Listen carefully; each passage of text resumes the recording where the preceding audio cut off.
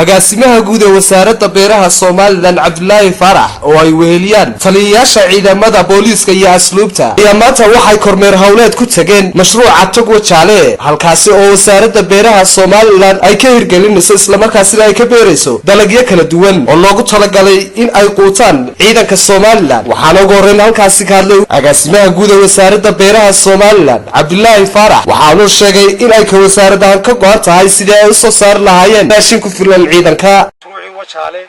ee ciidamada qaranka ee kala duwan ay gacanta ku hayeen oo ah dhul beereedkii ku habboonaa wax soo saarka dalka waxaan filayaa dhalinyarada Soomaaliya wada gaadhin beeraha Togwa Jaale iyo heestii loo qaadi jiray berigii halkan aynu beeri jiray Soomaaliya gaadhin mashruucii ugu ballaarnaa ee dalkii Soomaaliya la isku oran jiray buu kamid ahaa marka maanta sharaf bay noo tahay inaanu dub bilowno oo halkan isugu nimaadno sida la socota wasaaradda beeruhu waxay xil saaran tahay wax soo saarka dalka gaar ahaan cuntada la quuto ay xukuumaddaasi ballanqaadyadeedii ay ka dhabaysay ay ka mid tahay tani maanta wasaaraddii beeruhu ee cagafyadii ay ballanqaaday ay soo dejiso taasi oo looga faa'iideynayo wax soo saarka mashruucan sidoo kale iyaguna waxaa halkaasi ka hadlay taliyaha ciidanka booliiska Soomaaliland Cabdullaahi Fadal Iimaan iyo taliyaha ciidanka asluubta waxaana hadaladoodii kamid ahaa aad baan u faraxsanahay annagu dhulkii hayna